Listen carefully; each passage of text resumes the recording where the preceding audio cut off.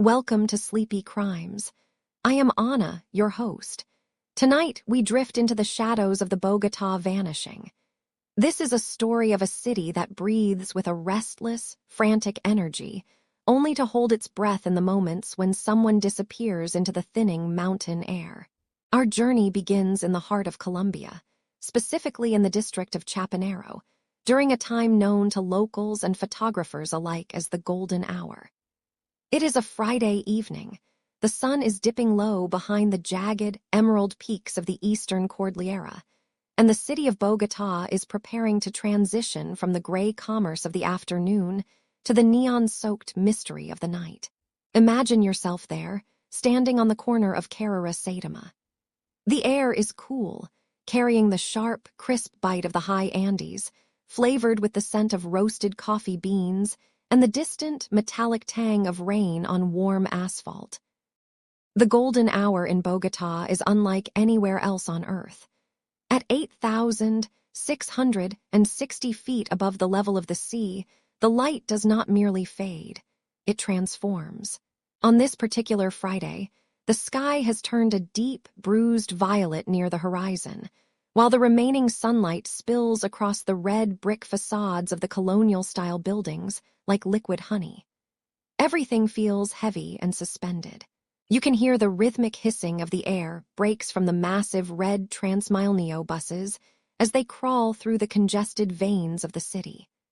The sound is constant, a mechanical heartbeat that underscores the murmur of thousands of pedestrians hurrying home or toward the promise of a long weekend.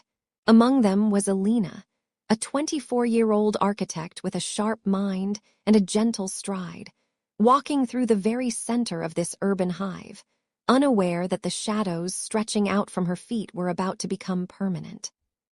Elena moved with the grace of someone who knew these streets by heart. She wore a long, charcoal wool coat to ward off the evening chill, her fingers occasionally brushing against the cold, iron railings of the storefronts she passed. Every few blocks, she would adjust the leather strap of her bag, a small, repetitive motion that spoke of her organized nature. She was heading toward a small cafe nestled between two towering apartment blocks, a place where the yellow light from the windows usually spilled out onto the sidewalk in inviting squares. To anyone watching, she was just another soul in the sea of millions, a single point of light moving through the twilight. But as we look closer, the details of her environment begin to take on a strange, heightened significance. The way a street performer's accordion echoed off the concrete walls, the flickering of a single fluorescent bulb in a nearby lottery stall, and the precise, rhythmic clicking of her heels against the uneven pavement. The district of Chapinero is a place of deep contrasts, where the wealthy and the working class collide in a beautiful, chaotic friction. It is a neighborhood of old cathedrals with heavy wooden doors and modern glass skyscrapers that reflect the moving clouds. Elena walked past a vendor selling grilled corn, the smoke rising in thin, lazy spirals that caught the last of the amber light. She checked her watch. It was exactly 6:15 in the evening. The city was at its loudest, a symphony of honking horns, shouting vendors, and the low, vibrational hum of a metropolis that never truly sleeps. Yet, in the middle of this cacophony, there was a sense of profound isolation.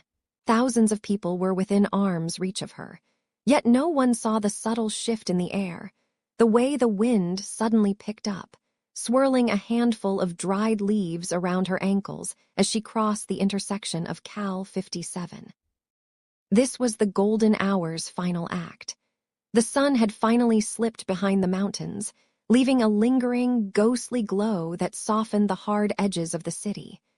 Elena stopped for a moment, perhaps to look at a display in a bookstore window, or perhaps she felt a sudden, inexplicable chill. Witnesses would later struggle to recall the exact second she turned the corner. In the memory of the city, she remains a silhouette, a flickering image caught in the periphery of 1,000 strangers' gazes. We must sit with this image for a moment. The young woman in the dark coat, the golden light reflected in her eyes, and the vast, indifferent city stretching out in every direction. There is a weight to the silence that follows her disappearance, a silence that began even as the buses continued to roar, and the music continued to play in the bars of Chapinero. She was there, a vibrant, living presence, and then, as the last of the gold faded into a deep, impenetrable blue, she simply was not. As we move forward into the night, we must try to understand the geography of her final moments. Every crack in the sidewalk, every shadow cast by a flickering street lamp, holds a piece of the puzzle. The golden hour had ended, and the long, cold night of the Bogota Plateau had begun. The streets that felt so familiar just moments ago now seemed to twist and lengthen in the dark. We are left wondering if the city itself swallowed her, or if someone had been waiting in that perfect, blinding light to step forward and change the course of her life forever. For now, let your breath slow as the image of the darkening city settles in your mind. The red bricks are now black, the amber light is gone, and the search for Alina is only just beginning. We are walking into the dark now, step by slow step, following the echo of heels that no longer ring out against the cold, Andean stone. The morning in Bogota arrives with a creeping chill that rolls down from the eastern hills. At 2,640 meters above the sea, the air is thin, carrying the heavy scent of damp earth and distant wood smoke. As the city begins to stir, the gray mist, that thick neblina, clings to the red brick facades of the Chapinero district, softening the sharp edges of the high-rise buildings. For most, this Tuesday was merely another cycle of the buses roaring along the avenues. But inside a small office on the 7th floor, the atmosphere was fracturing. A chair remained tucked neatly under a mahogany desk, its empty space growing louder with every passing minute of the early morning. The tea in a nearby pot had grown cold, its surface a still mirror reflecting the gray sky. It was a silence that spoke of a routine broken and lost. By 9 o'clock, the professional silence of the workplace shifted into a low, vibrating anxiety. She was a woman of precise habits, her life governed by the rhythmic ticking of a silver watch and strict editorial deadlines. In the world of Bogota media, being 5 minutes late was an anomaly. 30 minutes was a crisis. Her colleagues exchanged glances over steaming cups of tinto, the strong coffee that usually fueled their debates. They checked their mobile phones, the blue light reflecting in their eyes as they scrolled through empty chat logs and unanswered messages. There were no frantic texts explaining a flat tire, no apologies for a late night. There was only the static of a digital void that seemed to expand with every tick of the clock on the wall. The world moved on, but her desk remained a ghost of productivity. Dread is a slow-moving thing, much like the traffic that chokes the Carrera Septima during the morning rush hour. It started as a ripple of annoyance and transformed into a cold weight in the stomachs of those who knew her best. Her friend Alina felt the first sharp prickle of true fear. Alina knew the intimate map of her routines, the bakery where she bought her bread, and the exact route she took through the winding streets to avoid the heaviest crowds. When the 11th call went straight to a generic voicemail, the sound of that recorded voice, cheerful and devastatingly normal, was the breaking point. It was the voice of a woman who expected to be there to pick up the phone. It was the voice of a person who had no intention of vanishing into the thin mountain air without a word. The journey to her apartment was a blur of taxi rides over the uneven pavement. The building stood as a monument to crimson bricks and dark iron balconies that overlooked a quiet, tree-lined street. The security guard, Don Jose, who had manned the desk for 15 years, looked up with a confused smile as Alina rushed through the glass doors. He moved with the practiced slowness of age, checking his handwritten logbook with a trembling finger. He insisted that he had not seen her leave that morning. He had watched the lobby since 6 o'clock, greeting the residents as they headed out into the mist, but her face had never passed his station. The logbook remained stubbornly blank, offering no record of her departure or her return. The silence of the lobby felt like a physical barrier, heavy and cold.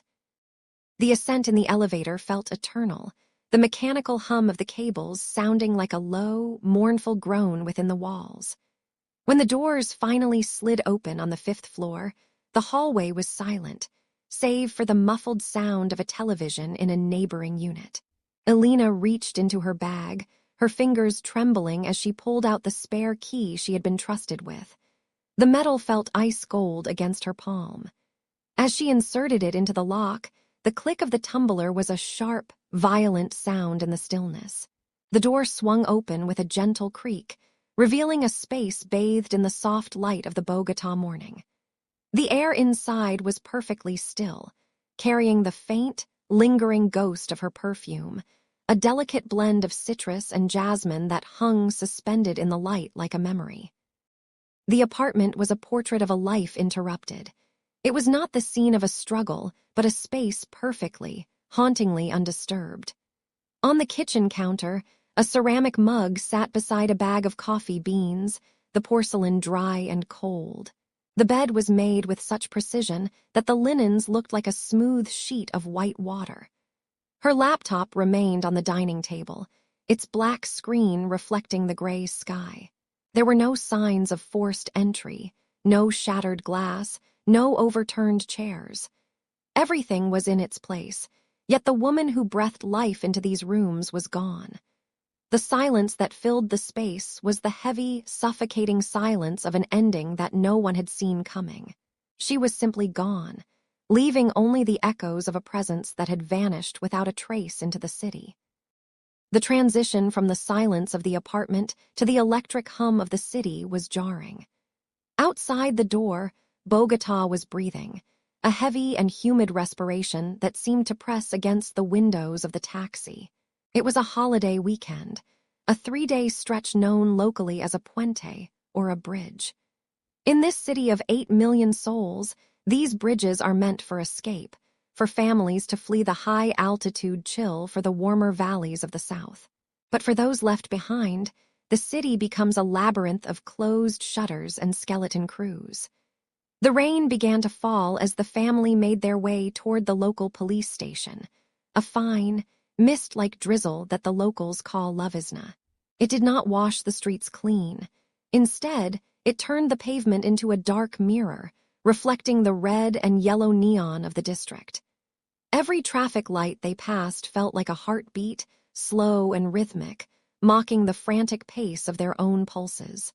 They were heading toward the nearest unit of immediate reaction, a place where the bureaucracy of tragedy begins. Inside the station, the air was thick with the scent of floor wax and stale tobacco, a lingering ghost of decades past. The fluorescent lights overhead flickered with a relentless, high-pitched whine, a sound that seemed to vibrate in the very marrow of their bones. There is a specific kind of indifference found in the halls of justice during a holiday. The walls were painted a dull, institutional green, peeling at the corners like old parchment. A single fan turned lazily on the ceiling, cutting through the heavy air without providing any real relief. Behind the glass partition sat a sergeant whose face was a map of 20 years of weary shifts. He did not look up immediately. He was focused on a stack of yellowing forms, his pen scratching across the paper with a sound like a dry leaf skittering over stone. To him, the world was a series of checkboxes and stamped permits. To the family standing before him, the world had just ended, and they were waiting for him to acknowledge the debris. When the sergeant finally looked up, his eyes were kind but distant, the gaze of a man who had seen too many missing posters to be moved by another. They began to speak, their words tripping over each other in a desperate rush. They described the apartment, the untouched meal, the way the keys were still hanging by the door. They mentioned the phone calls that went straight to voicemail, the silence that felt like a physical weight. The sergeant listened, but his hands remained still. He did not reach for a fresh report. Instead, he leaned back, the plastic of his chair creaking in the quiet room. He spoke of the puente, explaining that young women often took these opportunities to leave the city without warning. He suggested a boyfriend, a sudden trip to the coast, or perhaps a phone battery that had simply given up the ghost in a remote mountain town. His voice was soothing, but it carried the sting of dismissal. He was using the logic of the everyday to explain a situation that felt entirely alien. Then came the phrase that haunts so many families in those first crucial hours. "You must wait," he told them. The law, or perhaps just the habit of the office, suggested a window of 72 hours before a person could be officially declared missing. It is a persistent myth, a bureaucratic ghost that refuses to die despite the modern protocols that state every second counts. The sergeant explained that until those 3 days had passed, their loved one was simply a person who had not yet come home. The family argued, their voices rising only to be swallowed by the vast, indifferent space of the station. They spoke of her character, her punctuality, the fact that she would never leave her cat without food or her windows unlatched. But character is a difficult thing to document on a government form. The sergeant simply tapped his pen against the desk, a steady, hollow sound that echoed the ticking of the clock on the wall. Outside, a police motorcycle roared to life, its engine a violent tear in the fabric of the night. The difficulty of filing a report in a metropolis like Bogota is not just a matter of paperwork, it is a matter of scale.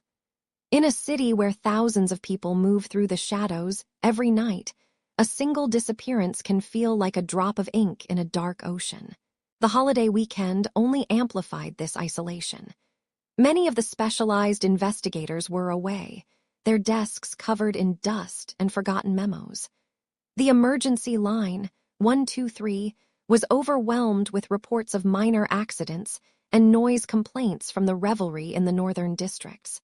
As the family sat on a hard wooden bench, they watched the clock crawl toward 2 in the morning. Every minute that passed felt like a door closing.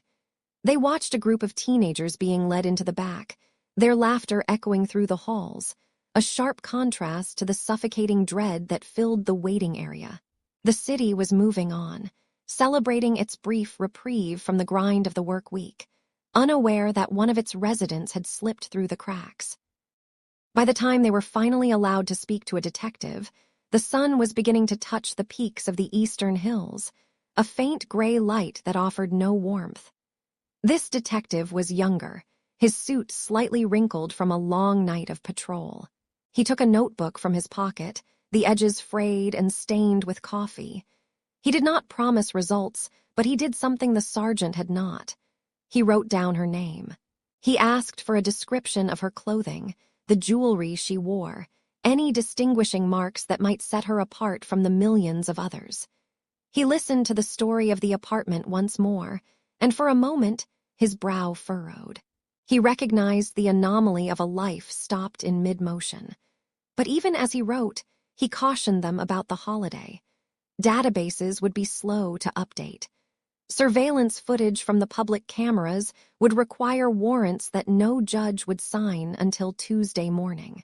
They were trapped in a temporal limbo, a space between the vanishing and the search, where the only thing they could do was wait for the city to wake up and notice that someone was gone. The first alarm had been sounded, but in the vast, sleeping expanse of Bogota, it was little more than a whisper against the wind. The morning light in Bogota does not so much arrive as it does seep through the thick, low-hanging clouds that drape over the peaks of Montserrat. In the precinct office, the detectives felt the weight of the city pressing against the glass, a heavy, damp silence that seemed to mock the urgency of their task. They had spent the better part of the night following ghosts through the digital landscape of a missing life. It is a strange thing to witness a person's existence reduced to a series of encrypted pings and ledger entries, each one a heartbeat in a world made of data. They looked for a pattern, a deviation, or a final signal that might explain how someone could simply dissolve into the thin mountain air. The floor was littered with discarded paper cups, the bitter scent of stale espresso, hanging in the air like a physical presence. As they moved from one bank record to the next, tracing a path that led deeper into the labyrinth of the city's cobblestone streets. It was at precisely 4 a.m. when the breakthrough finally flickered onto the monitor. A transaction, small and unassuming, had been processed at a local establishment known as the Blue Door Cafe. This little sanctuary was tucked away in a narrow alleyway where the shadows always seemed a bit longer than they should be. The investigators watched the cursor blink, a rhythmic, pulsing light in the dim room, as they realized the significance of the timestamp. The purchase had been made at 8:35 in the evening, just as the rain began its nightly descent over the red-tiled roofs of the historic district. This was a piece of solid ground in a sea of uncertainty. A single, thin thread of thermal paper had preserved a moment that the rest of the world had already forgotten, anchoring the missing person to a specific coordinate in space and time. When the lead investigator reached the cafe, the metal shutters were still rolled down, gleaming with a slick coat of overnight mist. He waited, listening to the distant sound of a church bell tolling in the Plaza de Bolivar, until the owner arrived to turn the heavy iron key. Inside, the cafe smelled of toasted grains and old wood, a comforting aroma that felt sharply at odds with the cold reality of the investigation. They found the physical copy of the receipt buried in the depths of the cash register's internal memory. It was for a single cup of black coffee and a small piece of spiced bread. There is a profound sadness in these mundane details. To think of a person sitting at a small, scarred wooden table, blowing steam off their drink, unaware that the clock was ticking down the final minutes of their known life. The receipt was more than just a proof of purchase. It was a testament to a quiet, ordinary evening that was about to be fractured forever. The detectives began to narrow the window. We often think of time as a vast, unending river, but in a missing persons case, it becomes a series of tight, claustrophobic boxes. By cross-referencing the cafe's internal clock with a nearby transit camera, they realized they were looking at a mere 20-minute gap. 20 minutes. It is the time it takes to walk a few city blocks, to listen to 4 or 5 songs on a playlist, or to wait for a bus that is running slightly behind schedule. Within those 1,200 seconds, something had shifted. The world had tilted on its axis, and a person who had just paid for a coffee had vanished. The investigator traced the route on a map, his finger hovering over the gray lines of the streets, feeling the immense pressure of those lost minutes. He thought about how much can happen in the blink of an eye, and how the silence of a city can swallow a scream, a struggle, or even a simple departure. The security footage from the cafe was grainy, a kaleidoscope of gray and black shapes that moved with a ghostly, jittery motion. They watched the figure enter the frame at 8:32. The movement was fluid, relaxed, the posture of someone with no reason to fear the night. They saw the hand reach out to take the cup, the brief nod of thanks to the barista, and the slow walk toward the exit. At 8:38, the figure passed through the door and stepped out into the rain. The camera outside was partially obscured by a hanging fern, its leaves swaying in the wind, creating a rhythmic shutter effect that made the footage difficult to decipher. They watched as the person turned left, heading toward the residential district, until they were nothing more than a blurred smudge of light against the dark asphalt. By 8:58, a secondary camera further down the street showed nothing but an empty sidewalk and the reflection of neon signs in the puddles. The investigators sat in silence as the footage looped back to the beginning. They were haunted by the image of that final exit.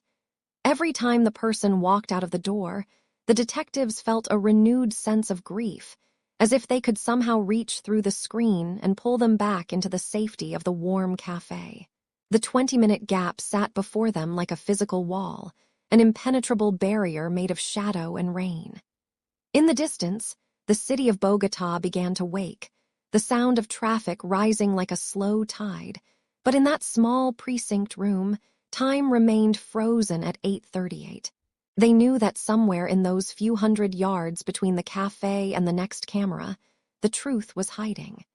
It was a truth written in the damp air and the silence of the alleyways, waiting for someone to find the courage to look into the dark and see what was left behind.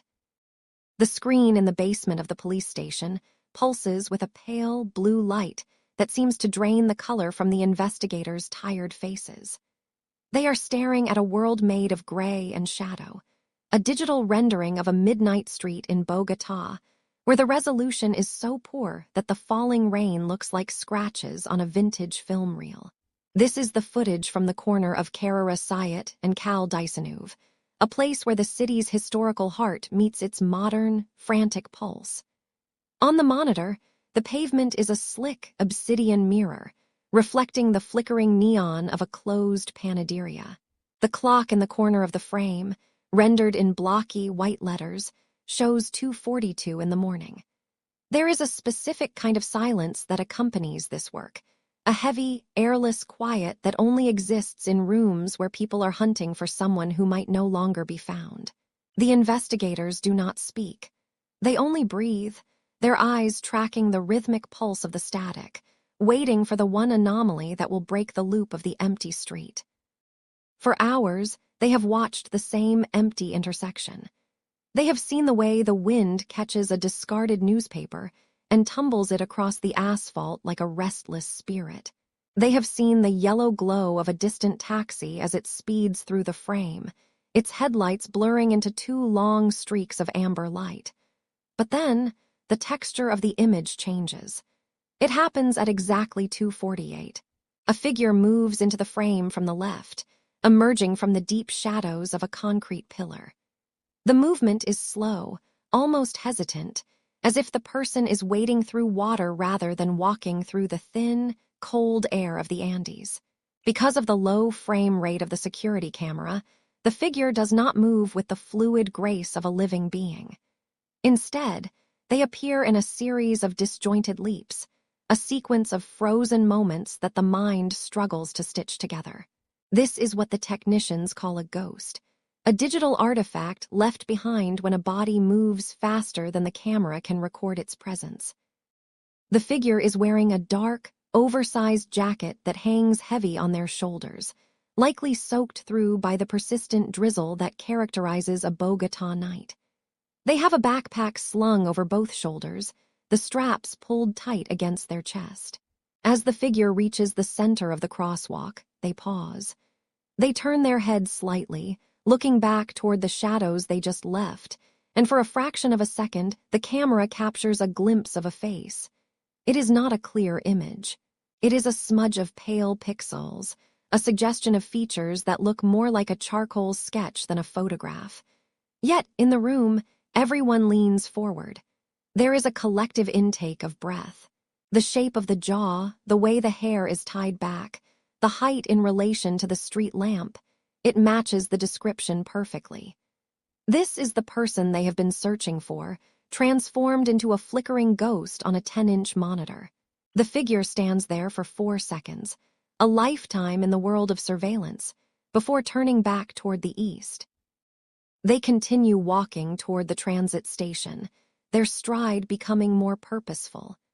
The investigators track them from one camera to the next, a digital handoff that requires meticulous timing.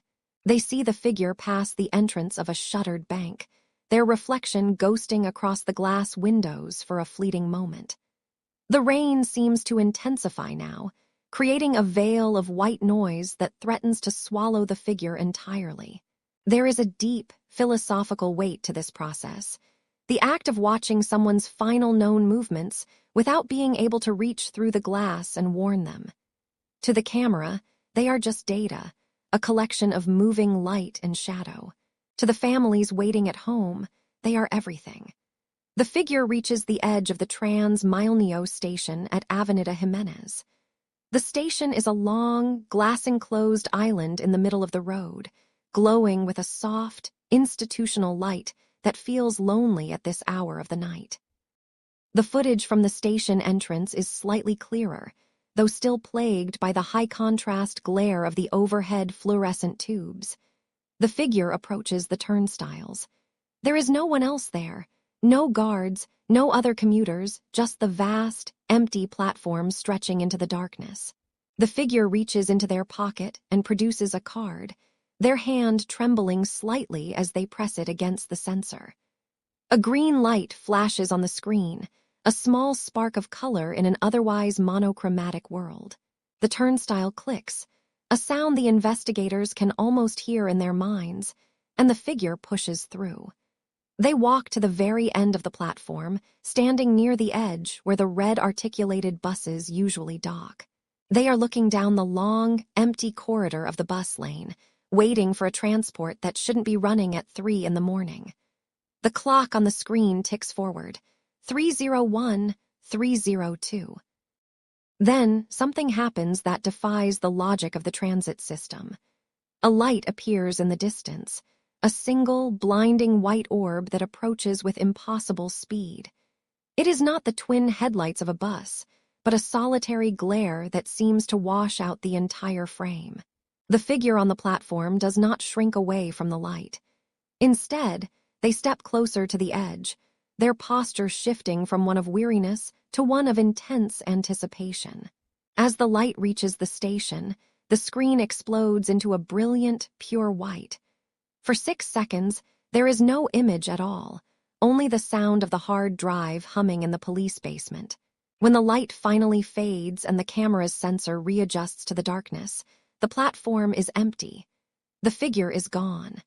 There is no bus pulling away, no doors closing, no lingering shadow.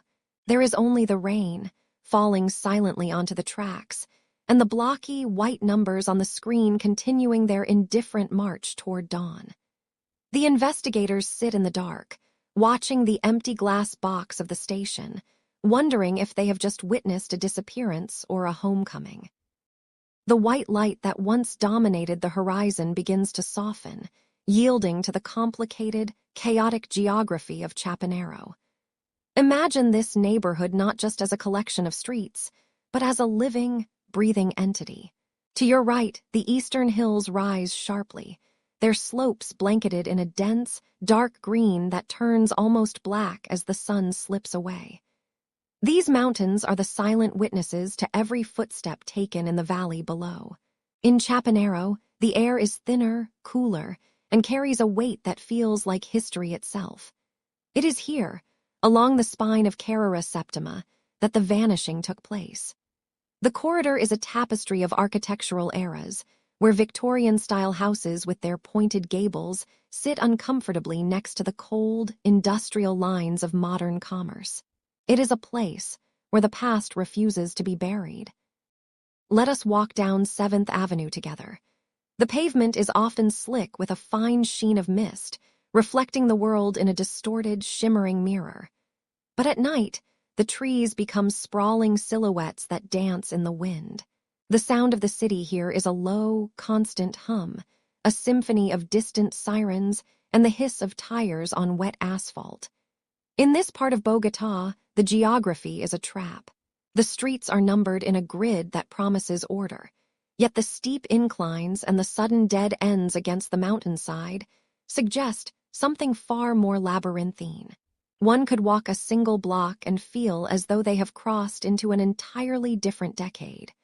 The bricks of the old buildings seem to absorb the sound, leaving a strange, ringing silence in the gaps between the passing traffic. Consider the light. In this corridor, the illumination is a patchwork of failed technology. There are stretches where the old sodium vapor lamps still cast a heavy, jaundiced orange glow over the sidewalk. This light does not reveal. It obscures, turning every human figure into a featureless shadow. Then, suddenly, you step into the radius of a new, white lamp, which is so clinical that it feels like being under a microscope. This flickering transition between the amber warmth of the past and the sterile cold of the present creates a visual strobe effect for anyone traveling at speed. It is in these pockets of darkness, the blind spots of the city, that the logic of the transit system began to fail. A bus can be visible for a mile, and then, in the space of 50 feet of shadow, it simply ceases. The crowds of Chapinero are a character unto themselves. At 7 in the evening, the corridor is a river of souls. You see students from the nearby universities, their faces illuminated by the blue glow of their phones, their ears covered by heavy headphones. You see office workers in dark overcoats, their umbrellas tucked under their arms like wings, their eyes fixed on the ground 3 feet in front of them. This is the collective blindness of the metropolis. Thousands of people may have looked directly at the vanishing point without ever truly seeing it. We are conditioned to ignore the anomalies: the bus that has no number, the passenger who looks a little too pale, the sound of a door closing when no vehicle is there. In a crowd of 10,000, a single person can be utterly, hopelessly alone. The intersection of 72nd Street is a focal point of this atmospheric pressure. It is a place where the wind from the mountains whistles through the canyons of glass, creating a localized chill that never seems to leave. People stand at the bus stops, huddled together for warmth but never speaking.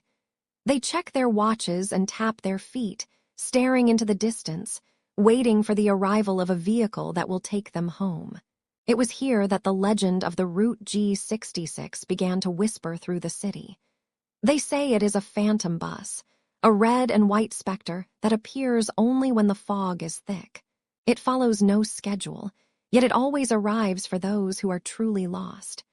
The witnesses who claim to have seen it describe a vehicle that is far too quiet. Wait here for a moment. Feel the dampness of the air as it seeps through your clothes. The streetlights are humming, a low-frequency vibration that you feel in your teeth more than you hear in your ears. The corridor is stretching out before us, 26 kilometers of history and secrets. When we look back at the records of that night, we see a city that was functioning normally. The traffic lights changed from green to red. The newsstands sold their final papers. The cafes smelled of roasted coffee and wet wool. And yet, somewhere between the shadows and the glare of the shop windows, something was subtracted from the world. A void was created in the heart of the Chapinero corridor, a hole in the geography that the city has tried to pave over, but the silence remains. The air inside the digital forensics laboratory is heavy with the scent of ozone and stale coffee. It is a sterile place, illuminated only by the rhythmic pulsing of blue light from high-definition monitors. Here, investigators do not look for fingerprints in dust or bloodstains on the floor. Instead, they hunt for ghosts in the machine. They are searching for a digital pulse, a tiny, invisible handshake between a piece of glass and metal and the massive, lonely towers that stand guard over the city of Bogota. The silence in the room is absolute, broken only by the low, consistent hum of server cooling fans that sounds like a distant waterfall. Every technician knows that they are looking at the final moments of a life, translated into a series of coordinates and timestamps. They are tracing the path of a silent phone, a device that carried the secrets of a vanishing person through the labyrinthine streets of the capital. The lead expert, a man who has spent 20 years staring at the mathematical proof of human movement, leans forward. His eyes are reflected in the glass of his screen, where a map of the city is overlaid with a spiderweb of signal arcs. He explains that a cell phone is never truly quiet unless its heart is removed. It is constantly reaching out, whispering to the nearest cell tower, asking if it is still connected to the world. In the early hours of that cold January morning, the victim's phone was remarkably talkative. It pinged from the Northern District, near the upscale cafes of the 85th Street, where the signal was strong and clear. The data shows it was stationary for nearly 3 hours, a steady, unwavering dot on the map.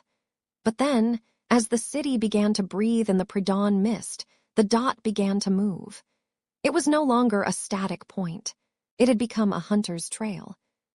As the experts scroll through the logs, they watch the phone travel south. It bypasses the dense clusters of towers in the city center, moving with a deliberate speed that suggests a vehicle navigating the thinning traffic. The signal bounces from tower to tower, a process known as triangulation, where the overlapping circles of coverage narrow down the phone's location to within a few dozen meters. They see it pass through the industrial corridors, where the mountains start to lean in closer to the road. The brick buildings of the city give way to the sprawling warehouses of the outskirts. Here, the pings become less frequent. The towers are further apart, their reach stretched thin across the uneven terrain. Each successful handshake takes a fraction of a second longer, a digital hesitation that mirrors the growing distance from civilization. The experts feel a sense of mounting dread as the trail leads toward the desolate edges of the savanna. The movement slows as the phone reaches the fringe of the metropolitan area, near the windswept heights of the eastern hills. In this high-altitude landscape, the air is thin and the mist is thick enough to swallow a car whole. The technical data reveals a final, frantic series of pings. The phone was searching for a connection, but the geography was working against it. The jagged peaks of the mountains created a signal shadow, a pocket of nothingness where the radio waves could not penetrate. The experts describe this phenomenon with a detached, scientific precision, yet there is a haunting quality to the way the dots on the map suddenly stop. The phone made one last connection with a tower located near a reservoir, miles away from the victim's home. It was a faint, struggling signal that lasted for only a few milliseconds before it was abruptly severed. There was no power-down sequence, no graceful exit from the network. It simply ceased to exist. For the investigators, that final ping represents the boundary between the known and the unknown. Beyond that point, the digital footprints vanish into the dark mud and the dense brush of the outskirts. They spend hours reanalyzing the signal's strength and the angle of arrival, hoping to find one more clue, one more whisper from the silent device. They reflect on the strange reality of our modern lives, where our most intimate movements are recorded by machines we barely understand. The phone, once a lifeline and a tool for connection, had become a witness that could no longer speak. It had led them to the very edge of the world, to a place where the city's lights fade into the blackness of the Paramo. As the sun begins to rise over Bogota, the forensic team is left with a map full of empty space, and the chilling realization that whatever happened next occurred in a place where the technology could not follow. The silence of the phone now mirrors the silence of the investigation. In the lab, the screens are eventually dimmed, and the blue light fades, leaving the experts in the gray light of a new morning. They have reached the end of the data. The trail of pings has grown cold, and the victim remains a shadow lost in the vast, unforgiving landscape of the Colombian capital. The digital ghost has been chased as far as it can go. Now the work must return to the earth, to the physical search for a person who disappeared into the thin air of the mountains. The silent phone remains a testament to a journey that ended in the shadows, its last signal a lonely cry for help that was heard by a machine, but understood by no one.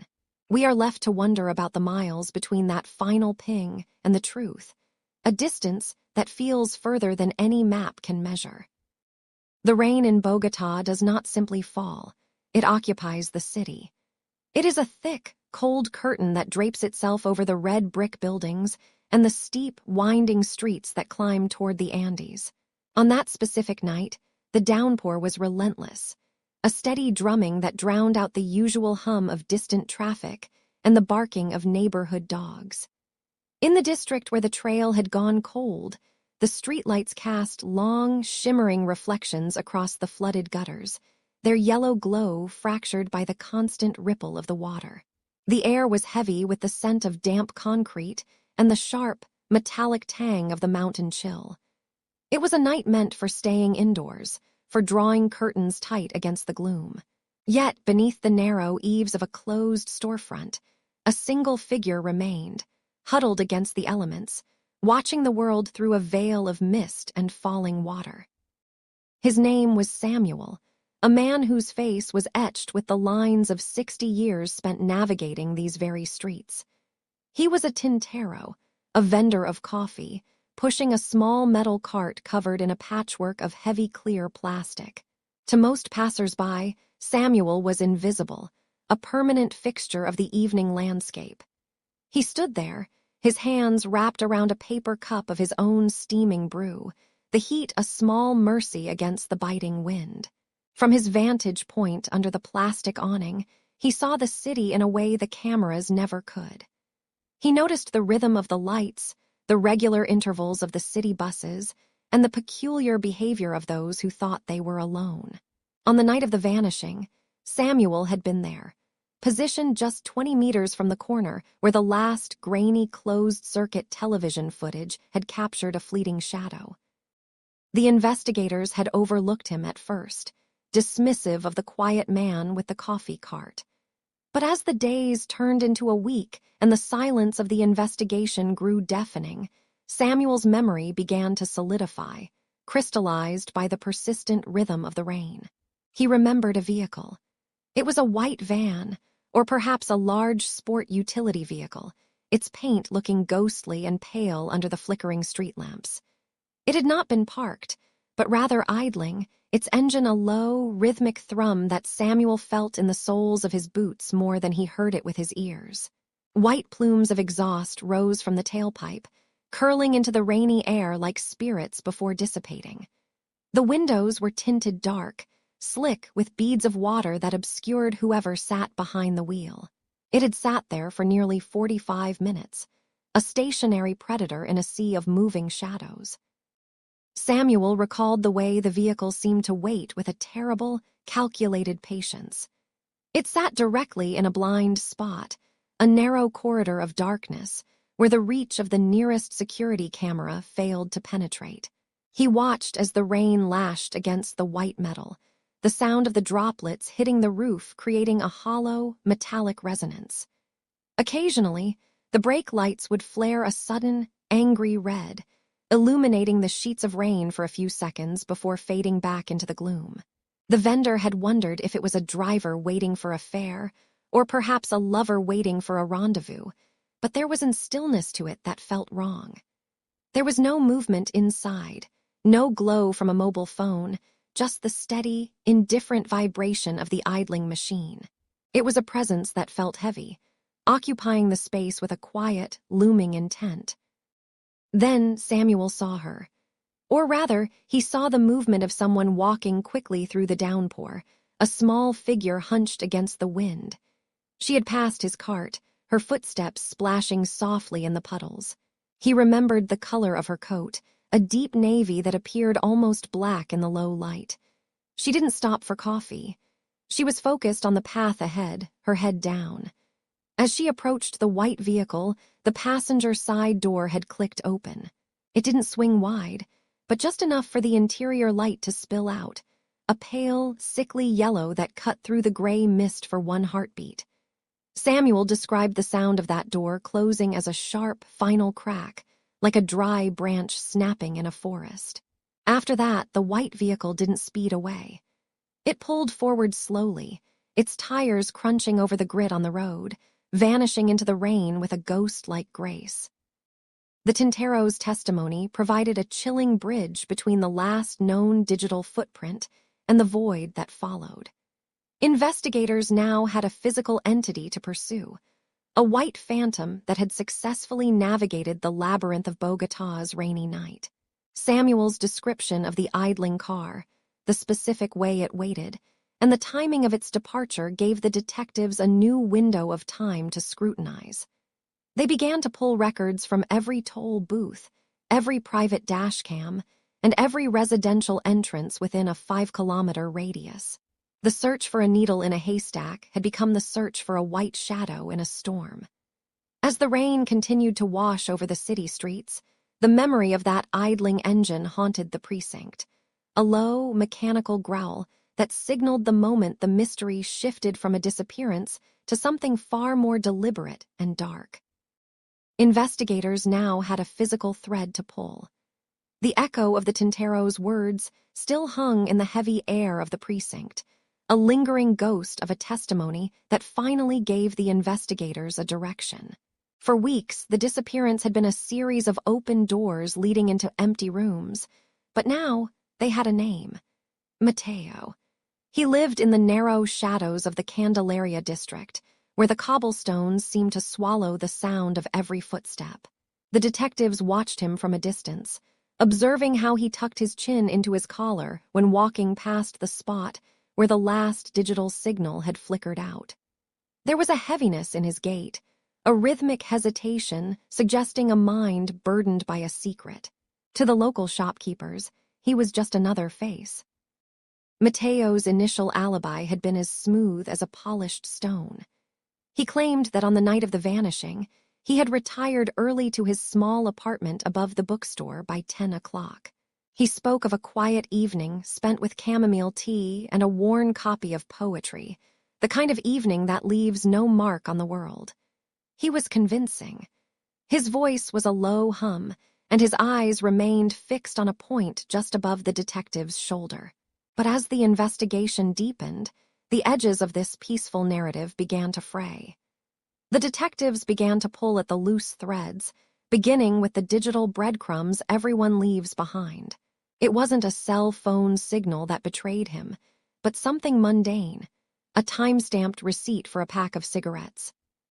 That receipt was from a bodega 6 blocks away, dated exactly 3 hours after he claimed to be asleep. When confronted with the small, thermal paper slip, Mateo's composure didn't shatter. It simply evaporated. The silence that followed was thick, filled by the distant thumping of heavy rain beginning to lash against the station's corrugated metal roof. He shifted in his seat, the plastic chair groaning under the sudden tension. The detectives leaned in, their shadows stretching across the scarred wooden table. They watched the pulse thrumming in his neck, a frantic, trapped bird beneath the skin. He began to change his story, his words stumbling as he tried to explain why he had been out in the cold at 1 in the morning. He claimed he couldn't sleep, that the mountain air had been too still, but his eyes were darting now, looking for an exit in a room that had none. The scent of stale coffee and damp wool filled the space, heightening the sense of claustrophobia. The interrogation room, known as the box, was a masterclass in discomfort.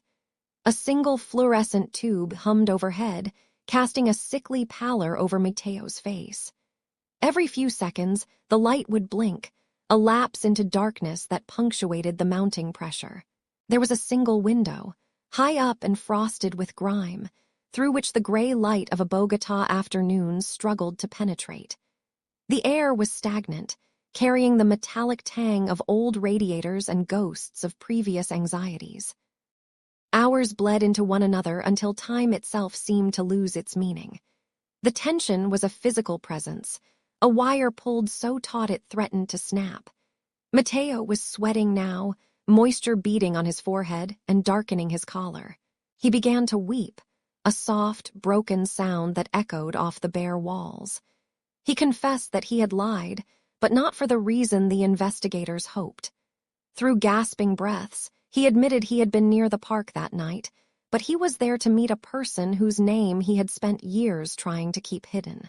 He had been involved in a clandestine affair with the wife of a local official, a man known for his short temper and very long reach. Mateo hadn't been kidnapping anyone. He had been hiding in the shadows, terrified of being seen. He was a coward, he admitted, but he was not a killer. The detectives felt the air leave the room.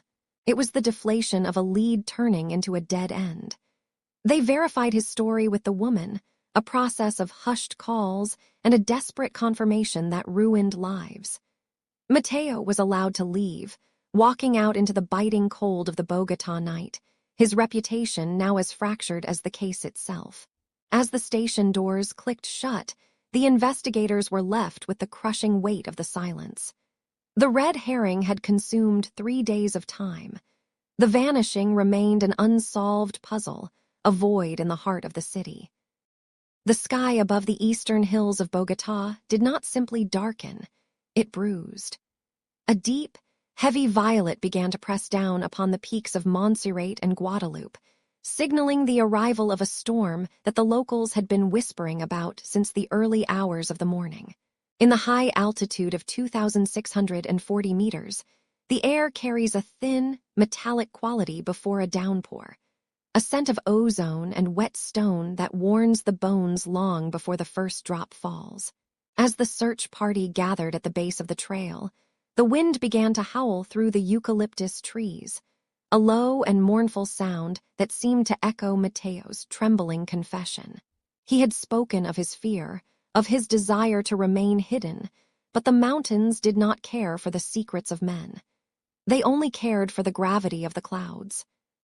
By the time the first heavy droplets hit the windshields of the police cruisers, the search had already moved deep into the jagged terrain of the Cerros Orientals.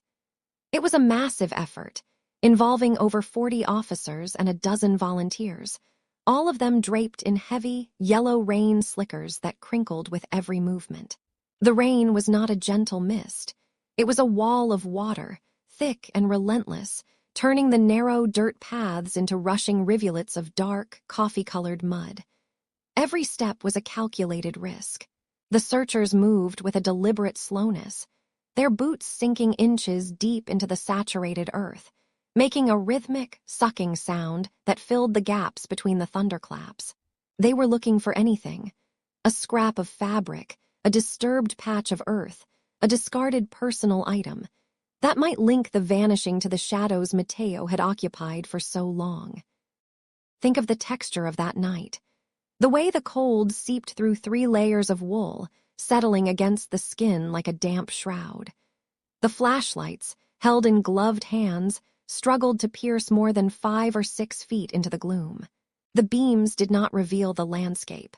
They only illuminated the frantic dance of the rain, millions of silver needles falling in a chaotic, vertical blur.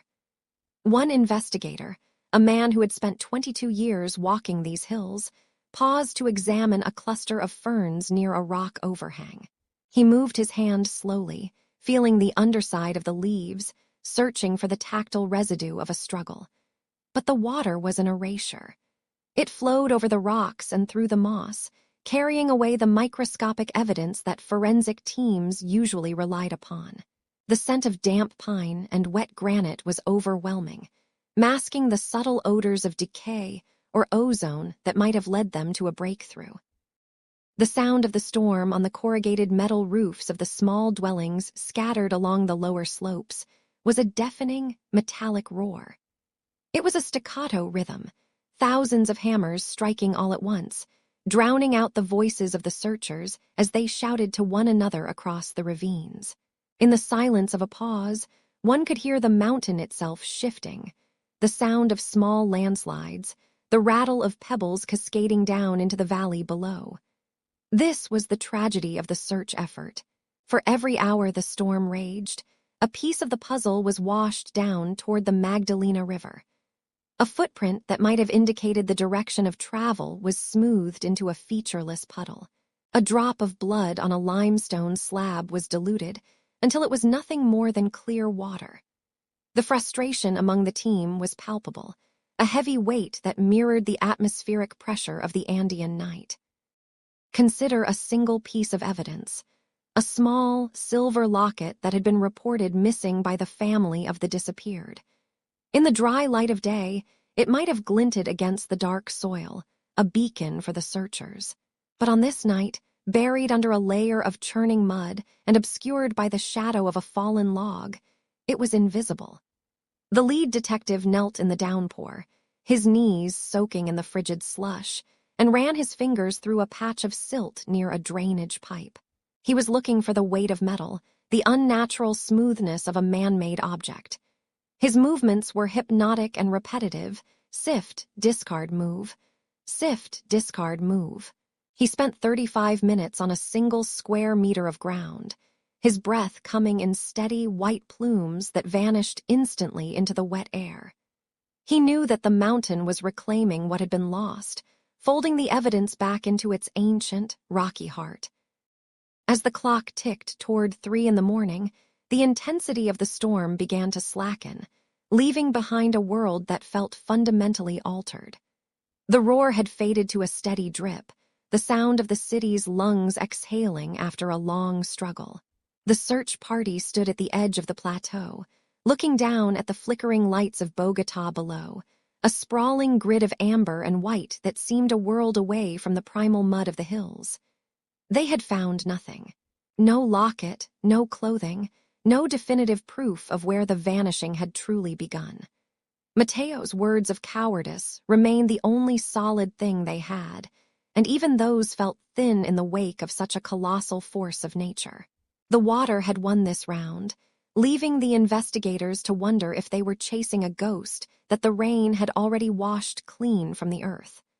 The night of the storm had ended, but the shadows it left behind were longer and deeper than ever before.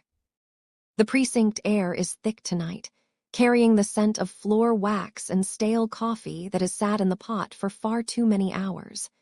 We are sitting in the quiet heart of the investigation, surrounded by cardboard boxes that groan under the weight of a decade of questions.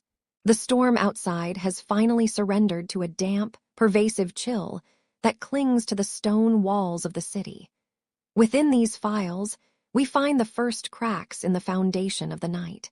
When we look closely at the statements given by the inner circle, we are not just looking at words on a page. We are looking at the shadows of memory, distorted by the panic of a 3:15 morning that never truly ended. There is a specific kind of silence that follows a tragedy, a silence where the truth is often buried in the small, seemingly insignificant details that do not quite align. We begin with the departure from the club, a moment captured in the amber of conflicting recollections, where the warmth of a party dissolved into the biting cold of the Bogota streets. In the initial report, Laura speaks of the hunger that struck them as they emerged from the bass-heavy warmth of the venue. She describes the neon glow of a nearby hot dog stand, a mundane oasis in the middle of a dark, rain-slicked avenue. According to her statement, the young man was restless, his energy shifting from the rhythmic joy of the dance floor to something sharp and jagged. She recounts how they stood there, the steam rising from the grill, the smell of charred meat mingling with the ozone of the departing storm. But when we compare this to the accounts of the others who loitered near the exit, the timeline begins to stretch and fray like old silk. Some remember him as calm, others as frantic, but it is the detail of the sprint that creates the deepest divide. Laura claimed that, without warning, he simply ran. She describes a sudden, inexplicable burst of speed toward the park, his figure disappearing into the gloom of the trees, while she struggled to keep pace on the uneven pavement. Then there is Jessie, the friend who stayed behind, a sentinel in the fading light of the street lamps. Her account offers a different texture to the unfolding chaos. She speaks of waiting, of a sense of confusion that settled over them as the minutes ticked by. When the phone rang, the young man's phone, it was not his voice that answered. It was Laura, breathless and sobbing, claiming he had vanished into the darkness of the canal. This single detail is a heavy stone dropped into the still waters of the investigation. Why was his phone in her hand? In the official transcript, the explanation is offered as a hurried handoff, a gesture made in the heat of a moment that no one else witnessed. We must pause here and consider the weight of that device, a small plastic rectangle that held his entire world, sitting in the palm of a girl who claimed to be chasing him through the mud and the shadows. The inconsistency is a quiet hum in the background of every interview, a note that is just slightly out of tune with the rest of the symphony. As the detectives pressed further, the story of the leap emerged.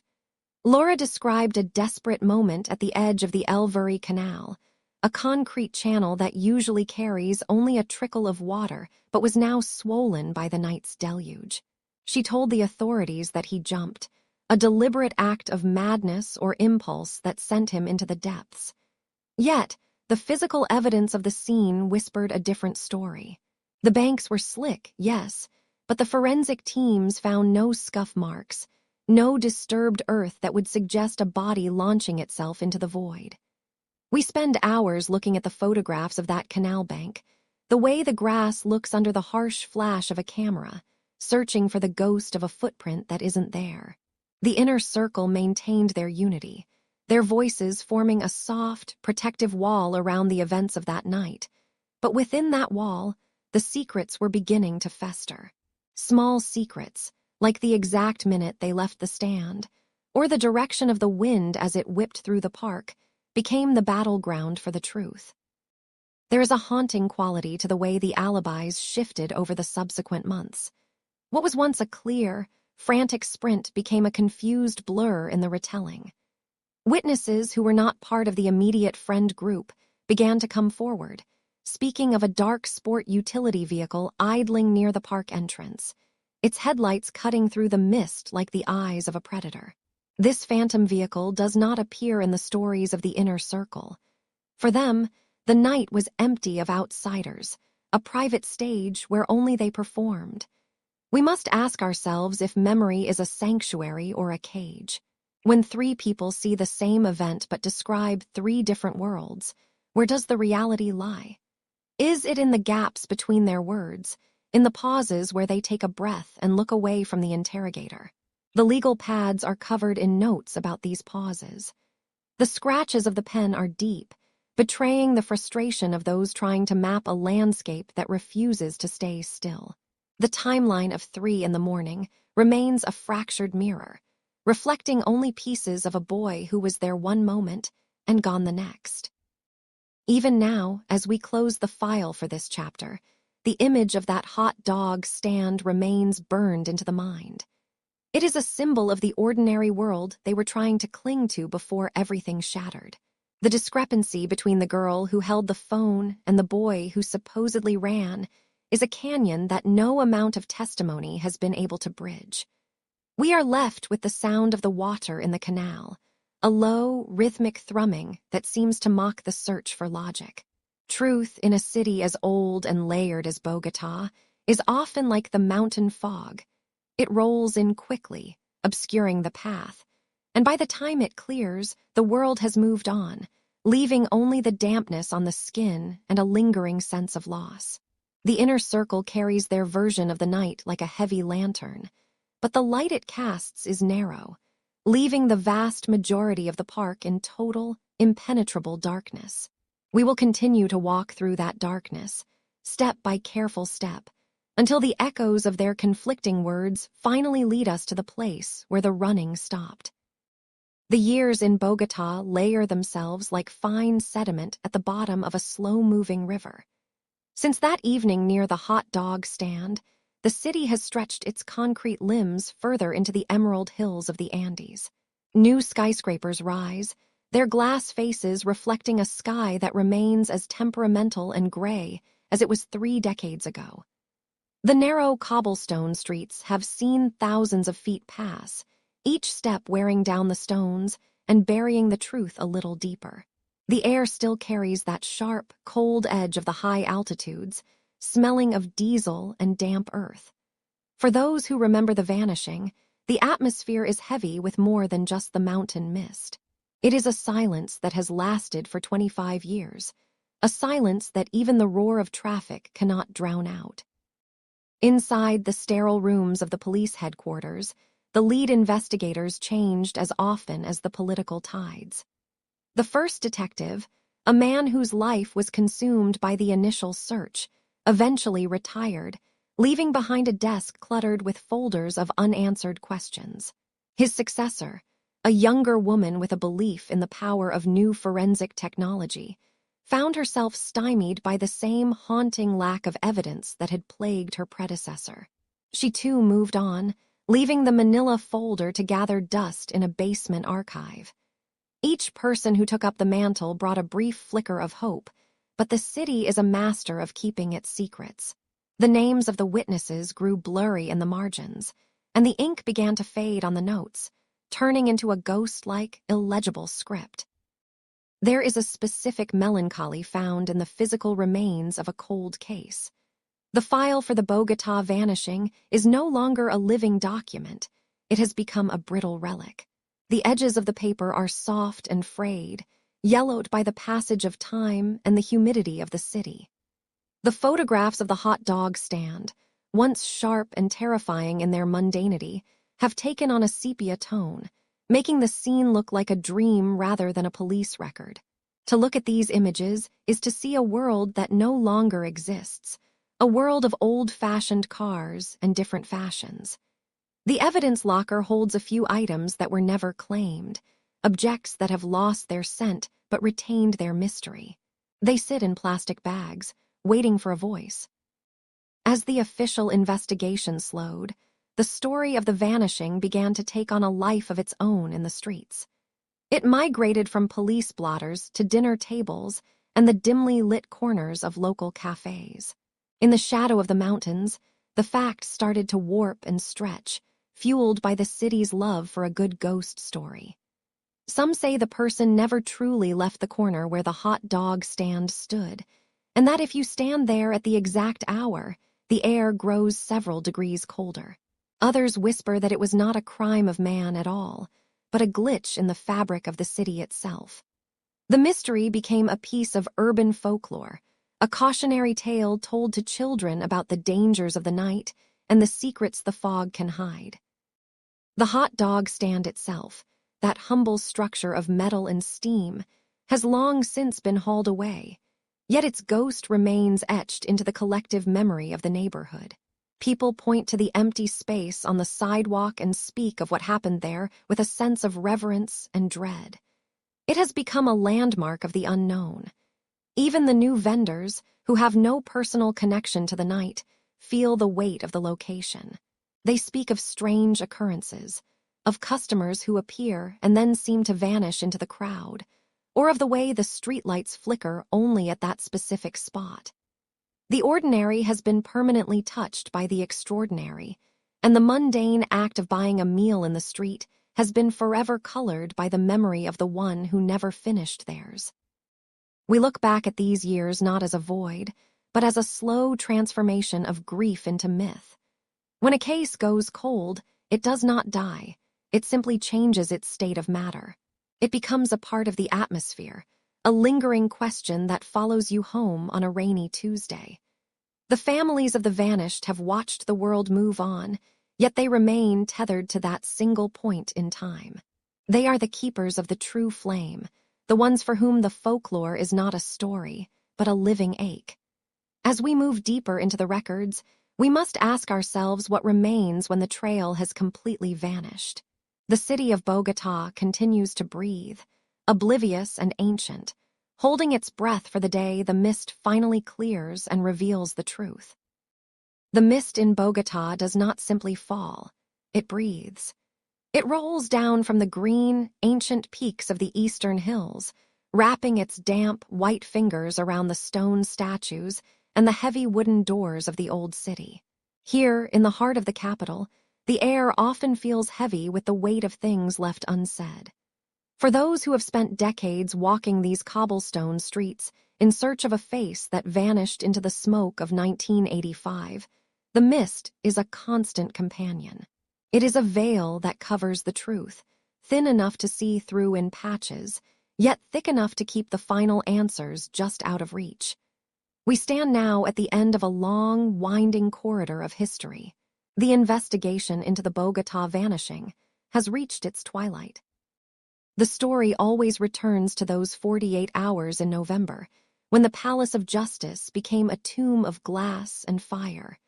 But the mystery of the vanishing did not happen inside the flames. It happened in the quiet moments after. 11 people, mostly workers from the building's small cafeteria, were seen being led away by soldiers, their faces etched with the raw shock of survival. They were ushered into the mist, toward the museum across the plaza, and then they simply ceased to exist. For 30 years, the official records remained as blank as a fresh sheet of paper. There were no arrest logs, no burial sites, no footprints to follow. It was as if the city had opened a seam and swallowed them whole, leaving their families to scream into a silent void. For decades, the investigation was a ghost ship, drifting through the dark waters of denial and forgotten files.